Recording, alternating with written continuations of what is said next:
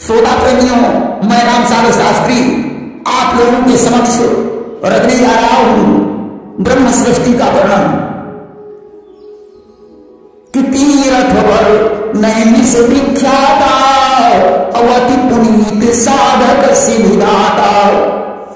एक बार भगवत नैमिषारण्य तीर्थ में 88,000 ऋषियों का समागम हुआ, जहां व्यास आसन पर बैठे हुए सूत जी से सोमकादिक ऋषियों ने कहा, हे मुनीश्वर, ऐसा कौन सा पुराण है जिसको श्रवण करने से कृष्ण के चरणों में अनुराग उत्पन्न होता है और वैष्णव भक्ति बढ़ती है तथा मनुष्यों का परम कल्याण होता है एवं गोलोक की प्राप्ति होती है।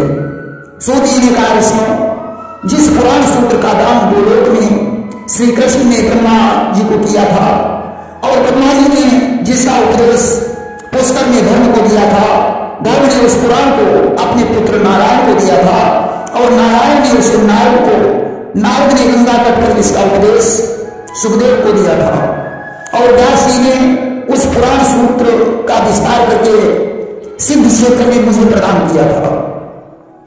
वह पुराण है ब्रह्म वैवर्त पुराण, जिसमें 18,000 श्लोक और 4 खंड हैं। आज मैं वही पुराण आप लोगों को सुनाने जा रहा हूं। सूत जी ने कहा, गोलोक तीनों लोगों के ऊपर है, जिसका विस्तार 3 करोड़ योजन का है, जहां की भूमि रत्नमयी है, जिसमें जरा मृत्यु शोक भय आदि व्याधि का प्रवेश नहीं होता। गोलोक में दिव्य रत्नों से युक्त अनगिनत भवन है, जहां प्रलय काल के समय केवल कृष्ण रह जाते हैं और श्रेष्ठ काल के समय गोलोक गोप और गोपिकाओं से भरा रहता है। गोलोक से नीचे 50 करोड़ योजन दूर दक्षिण भाग में वैकुंठ और वाम भाग में शिवलोक है, जो दोनों लोक मंडलाकार हैं। वैकुंठ का विस्तार 1 करोड़ योजन का है, जहां हमेशा लक्ष्मी और नारायण विराजमान रहते हैं। 4 भुजा वाले उनके पार्षद हैं। वैकुंठ में जरा और मृत्यु का प्रवेश नहीं होता। शिवलोक का विस्तार भी 1 करोड़ योजन का है, वहां पार्षदों से शिव विराजमान रहते हैं। गोलोक के भीतर मनोहर ज्योति है, योगी जन योग एवं ज्ञान की दृष्टि से सदा उसका चिंतन करते रहते हैं। वह ज्योति ही परमानंददायक निराकार एवं परात्पर ब्रह्म है। उस ब्रह्म ज्योति के भीतर कृष्ण का मनोहर रूप है, जिनकी 2 भुजाएं हैं। वैष्णव जन उसी का ध्यान करते हैं। जिस समय कृष्ण ने विश्व को शून्य देखा तो उन्होंने दक्षिण पार्श्व से जगत के 3 कारण सत रज और तम प्रकट किए। उन गुणों से महत्त्व, अहंकार, 5 तन मात्राएं, रूप रस गंध स्पर्श शब्द, ये 5 विषय प्रकट हुए और श्री कृष्ण से साक्षात नारायण प्रकट हुए। उन्होंने कृष्ण की स्तुति की और प्रणाम करके रत्नमय सिंहासन पर विराजमान हो गए।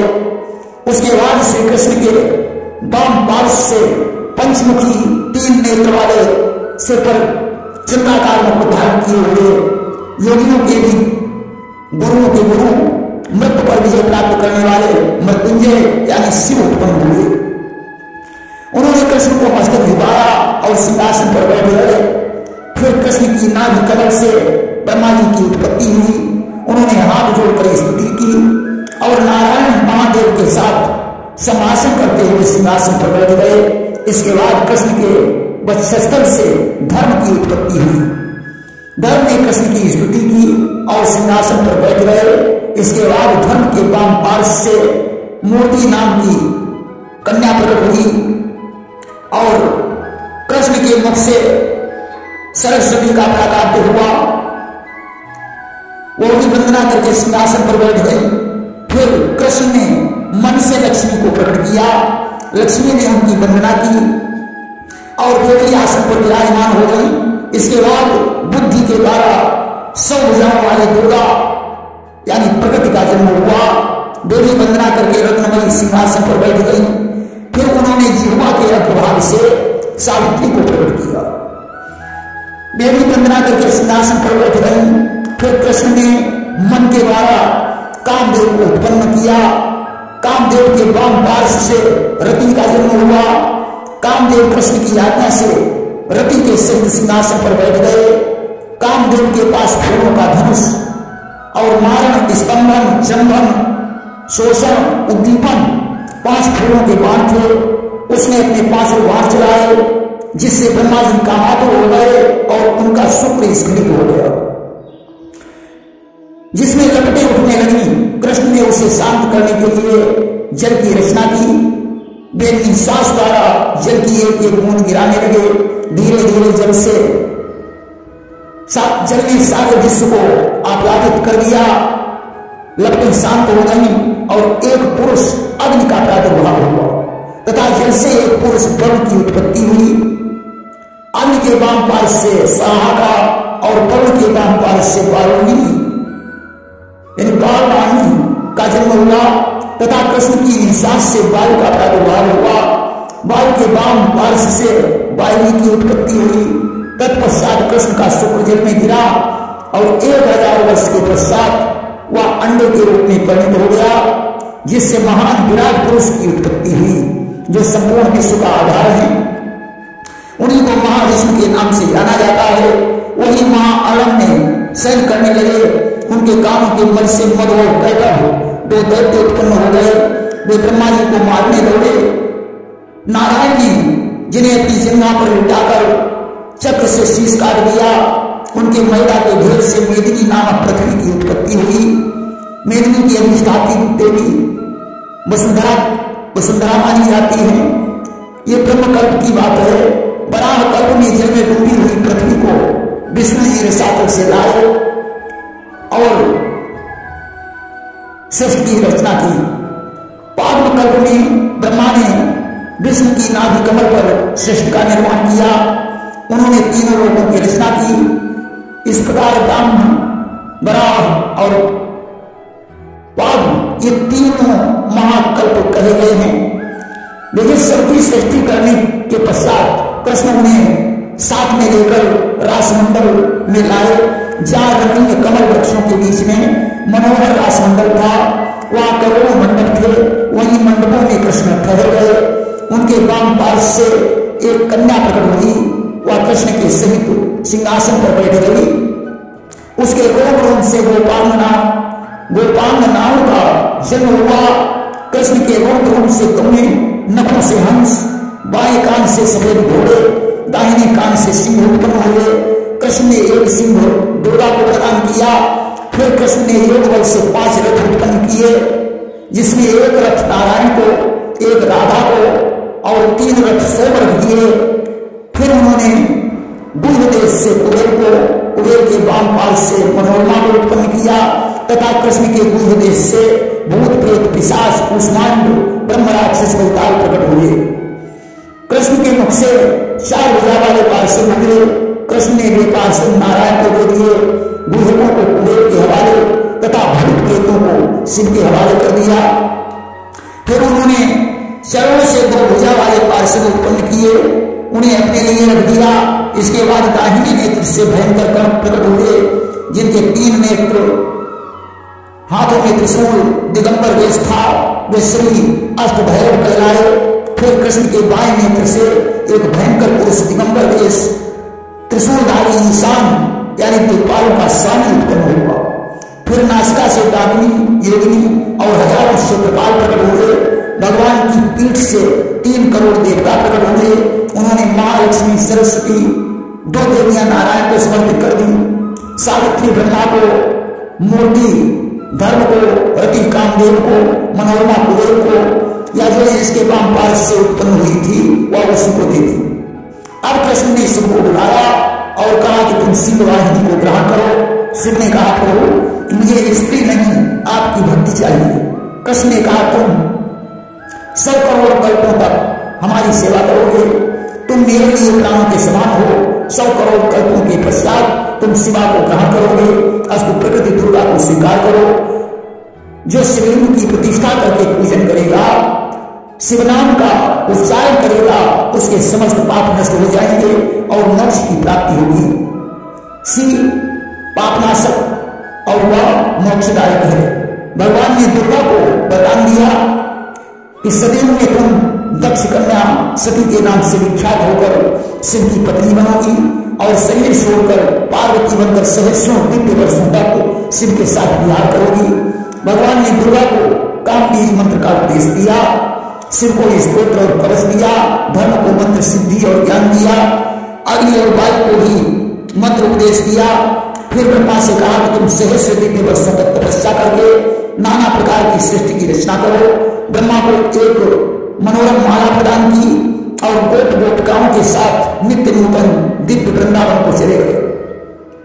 ब्राह्मण कल्प में ब्रह्मा जी ने मेदिनी सृष्टि की रचना की।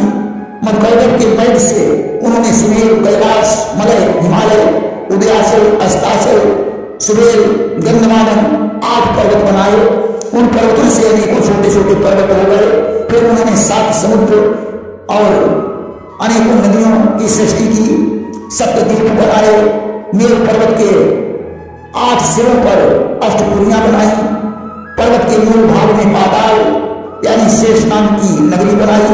पर्वत के ऊपर 7 स्वर्ग बनाए। मेरु के सबसे ऊपरी शिखर पर ब्रह्मलोक, उससे भी ऊपर ध्रुवलोक बनाया। निम्न भाग में 7 पाताल बनाए। ब्रह्मा जी संपूर्ण ब्रह्मांड के स्वामी बन गए। ऐसे अखंड ब्रह्मांड महाविष्णु के रोम रोम में स्थित है। ब्रह्मांड में दिक्पाल, ब्रह्मा, विष्णु, महेश और देवता मनुष्य स्थित है। सावित्री ने 4 वेद प्रकट किए। ब्राह्मण, पारण, वराह 3 कल्प हैं। 4 प्रकार की प्रलय हैं। ब्रह्मा ने पीठ से अधर्म और अधर्म के वाम पाल से अलक्ष्मी को उत्पन्न किया। नाग से विश्वकर्मा और महावश तथा मन से संताप, मुख से स्वयंभू मनु। मनु ने वाम पाल से शत्रुपा की उत्पत्ति की। ब्रह्मा ने उनसे सृष्टि की रचना के लिए कहा, परंतु वे तपस्या करने चले गए। आज तो ब्रह्मा के क्रोध से उनके ललाट द्वारा 11 रूप उत्पन्न हुए। अब ब्रह्मा ने दाएं कान से पुलस्त, बाएं कान से पुलाह, दाहिने कान से अत्रि, बाएं कान से क्रतु, मुख से अंगिरा एवं रुचि को, वाम पाल से ध्रुव को, दक्षिण पाल से दक्ष को, छाया से कर्दम को, कंठ से नारद को, स्कंद से मरीच को, रचना से वशिष्ठ को उत्पन्न किया। अधर से प्रचेता को उत्पन्न किया और नारद से विवाह करने को कहा। उन्होंने इनकार कर दिया। ब्रह्मा ने उपवाहन गंधर्व के बाद शुद्ध होने का श्राप दे दिया। नारद को छोड़कर सभी ने सृष्टि की। मरीच के मन से कश्यप, अत्रि के नेत्र से चंद्रमा की उत्पत्ति हुई। प्रचेता के मन से गौतम, मित्रावरुण से पुलस्त, मनु और शत्रुपा से 2 पुत्र 3 कन्याएं हुई। पुत्रों में पेवत और दानपाद तथा पुत्रियों में आकुति, प्रसूति और देवहूति का नाम आता है। आकुति का विवाह रुचि से, प्रसूति का दक्ष से, देवहूति का विवाह कर्दम ऋषि से हुआ। दक्ष की 7 कन्याएं थीं, जिनमें उन्होंने 8 धर्म को, 11 रूपों को, सती शिव को, 13 कश्यप को तथा 27 पुत्रियां चंद्रमा को दे दी। धर्म की पत्नी शांति से संतोष, पुष्टि से महान, धृति से धैर्य, तुष्टि से हर्ष और दर्प, क्षमा से सहिष्णु, श्रद्धा से धार्मिक, मति से ज्ञान, स्मृति से महान जात स्मरका और मूर्ति से नर नारायण आदि पुत्रों का जन्म हुआ। रुद्र पत्नियों से भी बहुत से पुत्र हुए। कश्यप की पत्नी अदिति से इंद्र आदि 12 आदित्य और वामन का जन्म हुआ। इंद्र की पत्नी शची से जयंत, सूर्य की पत्नी जो विश्वकर्मा की पुत्री थी जिसका नाम सवर्णा था, उससे शनि, यम और कालिंदी का जन्म हुआ। बावन के वीर से पृथ्वी के गर्भ द्वारा मंगल का जन्म हुआ। मंगल की पत्नी मेधा से घंटेश्वर और प्रणदाता का जन्म हुआ। कश्यप की पत्नी दिति से हिरण्यकश्यप, हिरण्याक्ष और सिंहिका जो राहु की माता है उसका जन्म हुआ। सिंहिका को निर्यति नाम से भी जाना जाता है। प्रयाग पुत्र विरोचन से बलि से बाणासुर तथा कश्यप की पत्नी कद्दू से अनंत, वासुकी, काली, धनंजय, करकोटक, दक्ष, पद्म, ऐरावत, महापद्म, शंख, संवरण, धृतराष्ट्र, दुर्धर्ष, दुर्जय, दुर्मुख, बल, गोक्ष, गोमुख, विमुख आदि नामों की उत्पत्ति हुई। कद्रू की कन्या मनसा देवी जो लक्ष्मी के अंश से प्रकट हुई थी, जिन्हें चरितकारों भी कहा जाता है। इनका विवाह चरितकारों से हुआ, जिससे आस्तिक का जन्म हुआ। कश्यप की पत्नी विद्या से गर्भ और अरुण की उत्पत्ति हुई। दक्ष के साथ से जब चंद्रमा समुद्र में पड़ा रहा तो समुद्र मंथन के पश्चात निकलकर वह शिव की शरण में चला गया। शिव ने उसे अपने मस्तक पर धारण कर श्राप मुक्त कर दिया। इधर दक्ष की पुत्रियां चंद्रमा के बगैर दुखी थी। अस्तु दक्ष ने जाकर शिव से उसे मांगा। शिव ने कहा, मैं शरणागत को नहीं ठुकरा सकता हूं। असमंजस में पड़कर शिव ने विष्णु का ध्यान किया। वे ब्राह्मण बनकर आए और उन्होंने शिव के चंद्रमा से खींचकर दूसरा चंद्रमा दक्ष को दे दिया, जिस श्रापित था। उसने दक्ष से अपराध की क्षमा मांगी। दक्ष ने उसके श्राप को कम कर दिया कि 15 दिन तुम्हारी कलाएं घटेंगी और 15 दिन बढ़ेंगी। परंतु जब चंद्रमा की संतान नहीं हुई तो उसने बृहस्पति की पत्नी तारा का हरण कर दिया। अस्तु बृहस्पति के साथ युद्ध हुआ। देवता बृहस्पति की तरफ और दैत्य चंद्रमा की तरफ थे। ब्रह्मा के कहने पर उसने तारा को वापस कर दिया, परंतु तारा ने बृहस्पति के क्रोध के डर से गर्भ को गिरा दिया। पुत्र को देखकर दोनों में झगड़ा हुआ। तारा से पूछने पर पता चला कि यह चंद्रमा का ही गर्भ है, अतः वो पुत्र चंद्रमा को दे दिया गया, जिसका नाम बुध हुआ। बुध का विवाह सार्वजनिक की पुत्री इला से हुआ, जिससे प्रेरणा की उत्पत्ति हुई। प्रेम से वृंदावन बिहारी लाल की जय।